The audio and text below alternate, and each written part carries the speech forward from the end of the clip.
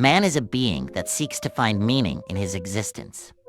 Dostoiévski addresses better than anyone the fundamental nature of the human being and his constant search for meaning in a world full of suffering and contradictions. The human being is inherently oriented to the search for meaning and purpose in his life. We long to understand our place in the universe, if we want to better understand our relationship with others, and we are always looking to understand the meaning of our experiences and actions here in this world. This search for meaning can manifest itself in several ways, through religion, philosophy, love, art, knowledge, or through the search for the truth. Each person finds a different path, but anxiety is the same. Dostoiévski was deeply interested in how people face the difficulties of life and how they find meaning in the midst of suffering and uncertainty. For him, the search for meaning is not just a philosophical desire. It is a matter of psychological survival and influences all aspects of life. In one of his coolest works, called Memories of the Underground, Dostoiévski addresses all these questions that he said in a unique way, and of course, offers us incredible solutions. Imagine spending a lifetime stuck in a cycle of thoughts without ever acting. In the work, an anonymous narrator called the Underground Man lives this and narrates through his internal monologues themes such as nihilism, alienation, individual freedom, and the nature of the human being. He presents himself as someone deeply unsatisfied with society and with himself, despises social norms and conventions, but at the same time feels unable to escape them. His behavior is often contradictory and self-destructive, reflecting the internal struggle between his desire for freedom and his need for belonging and acceptance.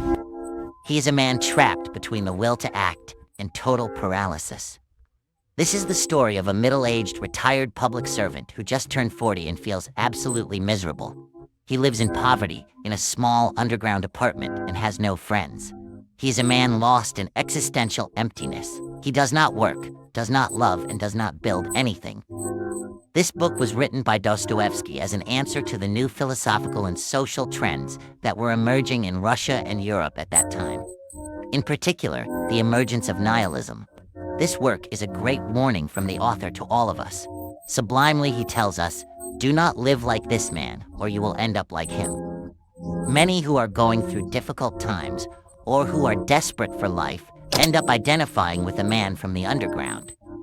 It is not difficult to be in the same position as him, even in the present day, and this is where the danger lies. This situation refers to a state in which a person is trapped in a cycle of inaction, where he does not take any significant attitude in life and limits himself to thinking and reflecting without action, without acting. In the work, the narrator says several times that he will do this and that, but he never does anything. He desires all kinds of misfortunes and grudges against the people around him, but he does not raise a finger for this to happen. The more he thinks, the less he acts, and the less he acts, the more he hates himself. His internal monologue is full of ruminations, but his external actions do not reflect any execution, and this is one of the central components of his intense misery. Complete stagnation. Dostoiévski explores the psychological and moral consequences of avoiding challenges. He teaches us that avoiding confrontations and challenges is giving up our own power. It's like locking your own voice in a cell and throwing the key out. He criticizes the attitude of those who try to escape difficulties and do not face the responsibilities of life, arguing that this leads to an empty and purposeless existence. The narrator avoids challenges, never imposes himself, and is completely insecure and revolted.